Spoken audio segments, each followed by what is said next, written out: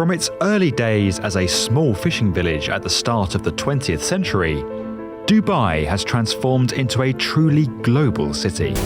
Dubai is well known for its incredible feats of architecture, from the Burj Khalifa, which is the world's tallest building currently, to the world's only 7-star hotel, to the largest mall and indoor ski resort. You name it, Dubai probably has it. But it gets even more incredible than that, even more excessive, one could say. Back in 2003, Dubai announced that they were creating a series of man-made archipelagos. The first would be the Palm Islands. Palm Jumeirah, Palm Jebel Ali, and Palm Deira. As the name suggests, these would be magnificent man-made islands shaped like palm trees.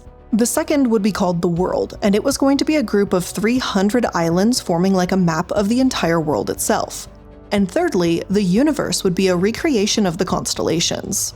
It sounds so incredible, so unreal, so impossible that something like this could even be done successfully. Like seriously, would the workers have to turn on terraforming like in Animal Crossing to make this happen? What kind of magic would you need to possess? Well, apparently with enough money, anything is possible, and with Dubai being one of the richest cities out there, this wasn't really much of a problem. As the New York Times put it in 2005, Dubai was and is considered a, quote, glimmering hub of capitalism and tourism. Stunning, tall, luxurious buildings and symbols of wealth within that space are simply how things are done, how they operate. Quote, Dubai is a city under construction 24 hours a day, and what is being built often seems like a caricature of Western excess. So naturally, this project of man-made islands was going to be gorgeous too, right? Well, if you watch any video tours of the island, that's definitely what you'll be led to believe. You'll hear how Dubai's shoreline has been expanded by hundreds of miles, and how these bold mega projects have become the 8th wonder of the world. Or, if you watch a documentary, chances are that they might portray the islands as an incredibly difficult engineering project with stunning, worthwhile results, complete with dramatic reality TV show music too. October 2002. Dubai is building the world's most audacious engineering project in the Arabian Gulf. But how accurate are these narratives? If this really is a grand success, why aren't all the islands open to the public? What about the world and the universe? How profitable has this actually been? Well, that's what we're going to explore today in the Corporate Casket.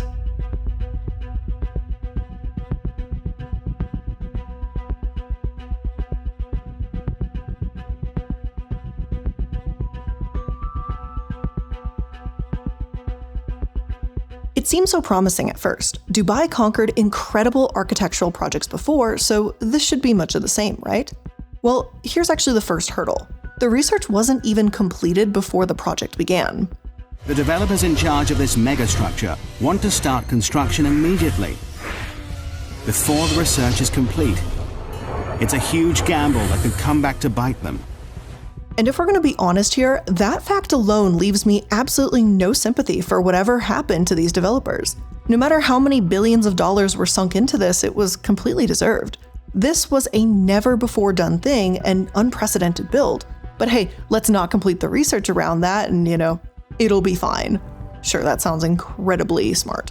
Now, if that's the attitude they had truly, then these developers deserve to go out of business from this. The research team did work out that the water was too shallow for catastrophic waves to build up, but persistent winds and large destructive currents in the winter and the rising sea level and the kind of sand needed for the project were all factors not fully taken into account. For example, even though Dubai is in the desert, you can't simply dump the desert into the water and go, yay, island complete. That's not how it works. Desert sand is actually too fine to use. It would be simply washed away. So layers of rock and rubble were needed to protect that sand and form the island itself. So okay, that sounds good. Now you've effectively created a fence of rock and dumped sand in place. No water flowing in or out. Great. This means the people walking around on these islands won't be washed away. But that also means that the water is stagnant and there's no circulation. Not only did this reek and quite literally smell disgusting as the water bloomed between the branches of the island's palm tree shape, but it can be extremely dangerous too. Stagnant waters can grow dangerous waterborne pathogens like Legionella, aka the thing that causes Legionnaire's disease, which is a serious lung infection. This is why you may have heard that if you're ever lost in the woods or something and you need to drink water, to try and drink fresh running water and not stagnant water. This is also why we need to do research when building an island. I'm confident that at least one researcher out there could have looked at their original design, the one without any breaks in the outer ring, and said that the lack of circulation can be dangerous. At least, I'd hope so. Like, yes, you did hire incredible engineers, but they need all the scientific research and information available to ensure that this design is not only possible, but safe. They were able to fix this before it was too late, thankfully, but there were some other complications, ones that were unrelated to the project itself. Nearly as soon as they began, tragedy struck on September 11, 2001. Tourism to the Middle East was ground to a halt. Dubai designed this island to draw in people from all over the world, and now businesses and beaches were deserted. Dubai itself was very quiet, but still the project continued on. Until winter, that is. Violent thunderstorms, high winds, and dust storms delayed building the Palm Island. They had a schedule of only 2 years to build this thing, which is incredibly short, and the weather stopped building for almost a month, which is not a small bit of time. But what could they do? Well, they decided to build the breakwater and the sand foundations at the same time. The Palm Island itself was completed in time with infrastructure delays, but the same could not be said of the other projects. In fact, the world was ending, and not the entire world, that didn't happen until, 2020 essentially, but the project was meant to be a 300-island recreation of the world map. According to the Elite Traveler, even after almost $15 billion had been spent, only one Palm Island was complete. With a failure this huge, developers were, quote, forced to deny rumors that the world islands were sinking back into the ocean. Now, from what I've been able to gather, this has happened because of earthquakes. One documentary explained this pretty simply and effectively. However, the lateral forces of an earthquake can make the island disappear. When the water is dispersed and covers the island, the sand can vanish beneath the waves. It's a simple concept, but a pretty massive problem if you're building islands. If you continue watching, you'll see that this problem was addressed by effectively drilling into the island and compacting the sand, but other sources have said that this simply was not enough. The islands are still submerged by 5 millimeters per year, and even a number as small as this can create buildings cracking, leaking pipes, broken windows, and more. Sure, we may not notice this just a decade or two into the project, but it implies this man-made structure simply was not built to last. And I won't lie, hearing that is incredibly discouraging. What was the point of spending all those billions upon billions of dollars just to make a temporary showy island that seems almost destined to vanish beneath the waves? As it turns out, I'm not the only one asking that question, and there are others that see the islands as far more than wasteful, but downright harmful.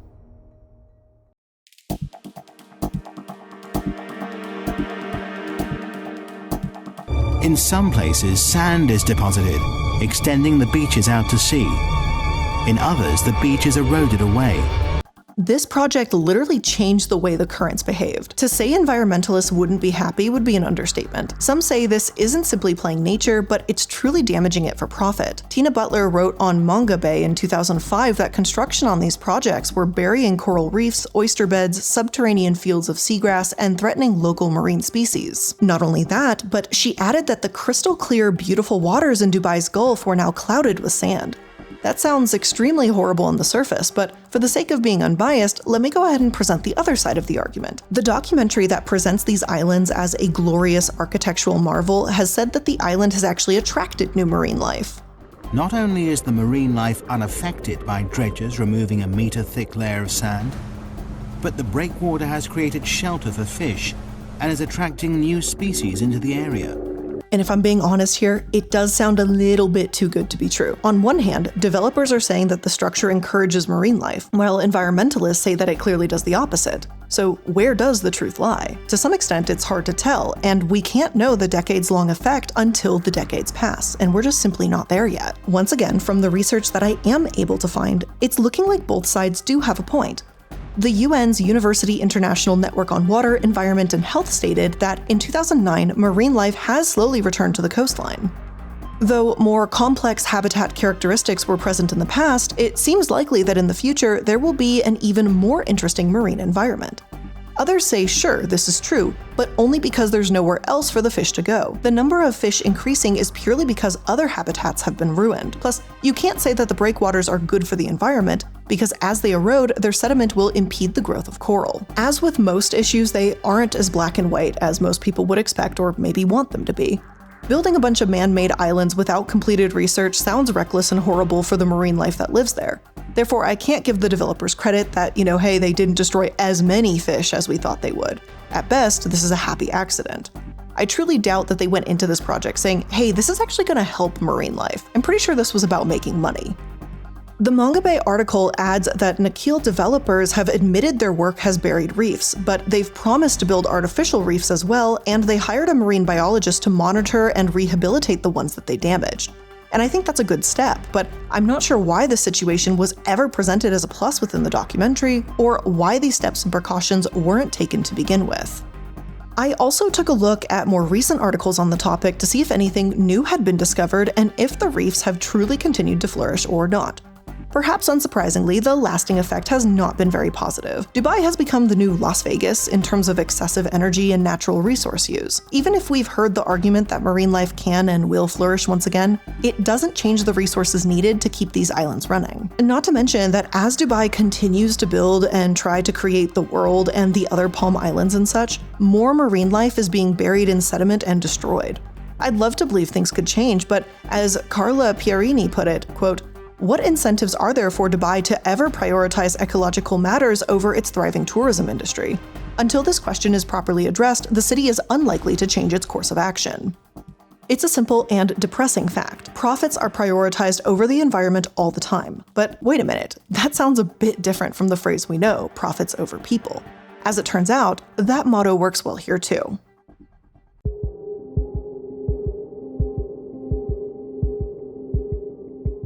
The timing was right to really build an iconic structure and to build on the Atlantis experience in a new way, as a home. Now, before I continue on into this section, I want to make it abundantly clear that I'm not sure exactly how much worker mistreatment took place during this exact project and the building of the Palm Islands. Many of the sources that discuss Dubai's migrant workers talk about the city as a whole.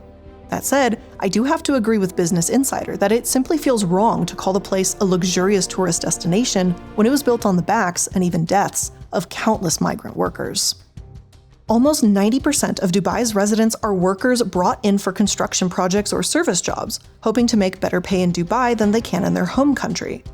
Dubai, and the UAE by extent, they know they can take advantage of this. Migrant workers say they face brutal work conditions, shifts of 12 hours or more, and that companies withhold paychecks or workers' passports so as to not let them quit or return home. And that sounds incredibly illegal and horrifying, and even if that is legal over there, I would say it's unethical as well, and you'd probably wish that this wasn't real. But what plan of action or recourse can these workers actually take? They're in a different country, their passports were confiscated, and they have no way to get home without money, and many even owe their employers money. The kafala, or visa sponsorship, means that employers have to sponsor visas for a fee, and the fee in turn gets passed down to the employee. In short, these bosses can say, hey, you're going to make a ton of money at this new job, we're going to send you over and sponsor your visa, pay us back later. And why wouldn't you if you think you're going to make it rich, right? But those fees and that travel is pricey, and the job doesn't pay as much as you thought. And under this rule, if you try to quit, you can literally be imprisoned for it. So yeah, rage quitting over horrible conditions isn't really an option. Sarah Leah Whitson, a director in Human Rights Watch, told the New York Times, quote, "There is a huge dependence on migrant workers who have employment terms that are no different than indentured servitude." Remember, this isn't a few dozen or even a few hundred lives we're talking about either. And while that number would still be terrible, there are hundreds of thousands of migrant workers in Dubai, many of them facing these conditions. At this point, I would say it's pretty clearly a systemic issue. Things are being done to solve the problems bit by bit. Training sessions are held to educate workers on their rights, and laws around working hours, sick leave, and violence against workers have all recently been passed. Still, there's something that feels inherently off about calling the Palm Islands a wonder of the world when they may have been built this way. So the question, were they? Did the Palm Islands also use this form of indentured servitude? Well, it sure looks like it. Machines and developers may have been in charge of laying the groundwork, but the towers atop that eighth wonder of the world faced downright abusive conditions. Aside from passports being withheld and the work being quite dangerous as is, employers gave little assurance that they'd cover any potential healthcare needs. Human Rights Watch found that in the UAE, there are only 140 government inspectors for almost 250,000 businesses that employ migrant workers. only 140 people for 250,000 businesses. Is it any wonder that enforcing the safety of these workers seems downright impossible? That's close to 2,000 businesses per person, so of course things are going to fall through the cracks. Worse still is the fact that we don't even truly know how bad things are. Dubai's government has said that 34 construction workers died on site in 2004, then 39 in 2005. And while tragic, perhaps these numbers are not as bad as you would have thought for an abusive, gigantic, poorly regulated industry. The trouble is, a local trade publication found that the number of deaths of Indian workers alone was much higher than that. The reality is these construction companies simply are not reporting death and injury to the government, which, according to HRW, strongly suggests a cover-up within the sector. Abuses have gotten so bad that it didn't surprise me to see a clip of one UAE man holding Indian workers in a cage, demanding that they be loyal to the UAE. انتوا عايشين هنا ولازم تشجعونا هنا. تشجعوا منو؟ UAE. تشجعوا منو؟ UAE. الحين انا ببطل عنكم.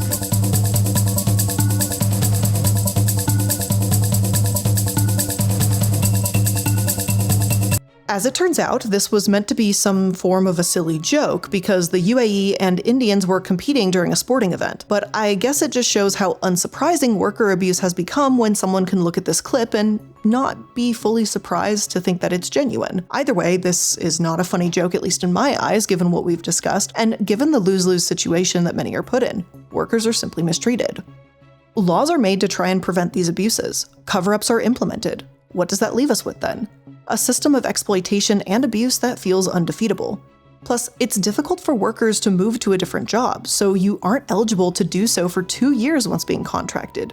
You literally have to get your present employer's consent to move. There are so many countless articles about how many lives Dubai's skyscrapers have claimed.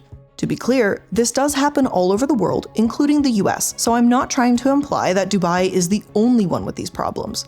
However, as they grow and build at unprecedented rates, so do these kinds of exploitations. I don't think it would be right to discuss these architectural marvels without mentioning the true cost that they come with. As The Guardian puts it, quote, Dubai is considered an emirate under a popular, liberal, benevolent, and forward-looking ruling family that has managed to develop the economy and extend its hands to the outside world without compromising its culture or values.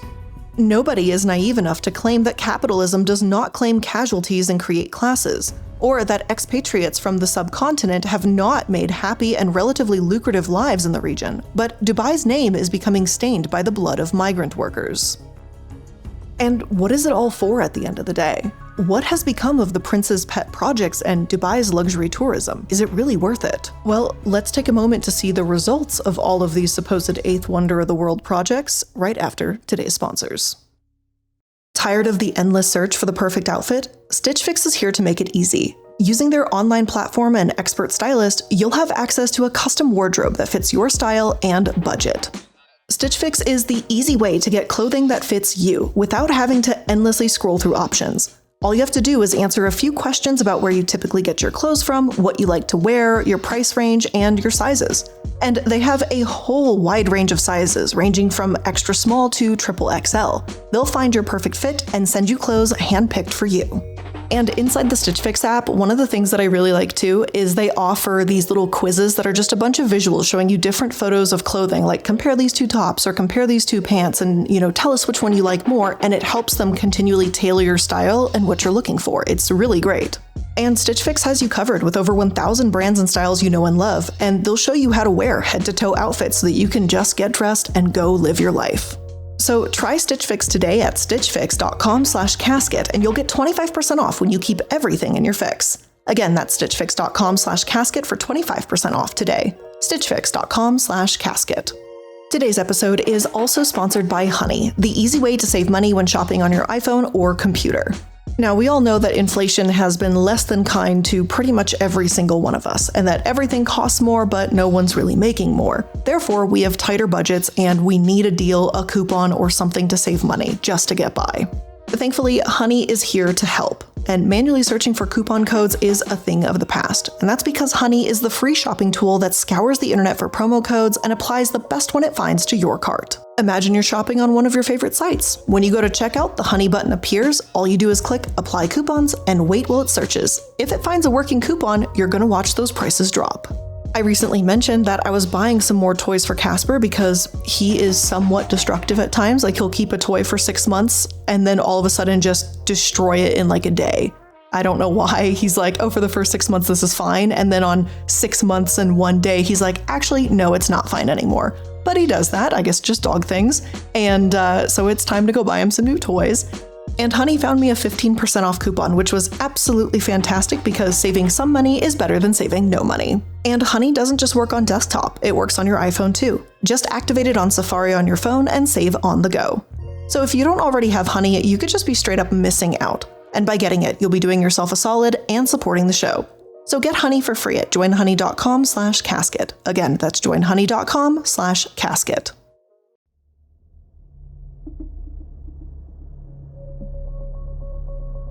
Dubai has created some lovely, expensive sand dunes in the water. And look, I'm not trying to say that that's all they did. The Palm Jumeirah is lavish, beautiful, and by all accounts, a fantastic place to travel. Yet it still ended up being extremely costly and not nearly as lucrative as they thought. There are so many vacant Palm Island plots out there, and there's hardly anything built on the World Island. Projects there are underway, but seemingly slow going. The universe, the constellations that would be located around the world, were never realized. While planning, research, and environmental concerns are all a part of this, the global financial crisis also played a pretty huge part. And no, I'm not talking about the most recent one, but the one back in 2008. This was supposed to be a fruitful time for the islands. David Beckham was buying a house on Palm Jumeirah, other palm pioneers were moving in, and expensive, gorgeous villas lined the palm leaves. However, as the financial and real estate crisis came to a head, private investors pulled out. Few could afford luxurious villas and beachfront properties anymore. While the early 2000s seemed all about surplus and luxury, that abruptly ended with a bang. Now, the developer had debts and project ideas had to be reworked, if not completely scrapped, just to survive. For those who did move in around this time, they gave the island a new name, the 8th Blunder of the world. Now, the world has had infinitely more blunders than that, so I'm sure you just get that this is a cute play on words. The calm, lovely ocean may have been beautiful, but the villas were still way closer together than the brochures showed. There were no spacious gardens in between, and electric bills for air conditioning would run as high as £800 per month. And believe me, I agree it's pretty difficult for me to feel sorry for anyone that spent millions and millions of dollars on these homes. Clearly, they'll be fine without a tropical garden on their island paradise, but still. It just shows that developers did not think these plans through. The weather is harsh, expectations were high, and pretty much everyone involved in this island has, in some way or another, been let down. So that's the end of the story, right? We've got one island built, one delayed indefinitely, while the other, as well as the world islands, are being made the most of. They'll never truly be what was promised, but at least it's not nothing. This is where I actually anticipated ending the episode, because up until recently, that was the entire story. However, while starting to dig into this topic, things have changed. Dubai's ruler just announced plans for the second island, Palm Jebel Ali. Jebel Ali is twice the size of Palm Jumeirah. Quote, its visitors and tourists will enjoy more than 80 hotels and resorts that provide beautiful tourist experiences, Sheikh Mohammed bin Rashid Al Maktoum, who is also Vice President and Prime Minister of the UAE, said on Instagram. The island sure seems to have potential, and developer Nakheel has already secured well over $4 billion in financing. Now that Dubai has recovered from its tourism sharply declining in 2020 due to the pandemic, the time seems about as right as it's going to get to finally begin ambitious plans again and finish what they started. It's been over 20 years, so it's time for them to make this dream a reality, right? Unfortunately, this could really just spell out widespread abuse all over again. Palm Jumeirah was only half the size, and yet we know that workers were treated poorly, died, and lived in grueling conditions with little pay. This is still happening all over Dubai, and now, with another even larger Palm Island being developed, I don't have enough faith that something like this will not happen again. I know that there have been efforts to stop this, but from what I've seen, they just haven't been enough. Even HRW and United Nations have said as much, that workplace abuses still continue. It doesn't matter how gorgeous the Palm Islands are as a tourist location, it just feels inherently wrong to try and justify mistreatment because of the glittering metropolis being built there. If this is truly a feat of architectural impossibility, then it also can't be impossible to treat workers fairly and pay them well, right? In the end, I guess that's the real impossibility for these developers. But with all of that being said, that is where we're going to end today's episode of The Corporate Casket. I hope you learned something new here today, and if you did, make sure that you're liking, following, and subscribing to stay up to date with all the latest episodes. As always, I really appreciate you taking a moment to hang out and check out today's episode, and I'll see you in the next one. Bye!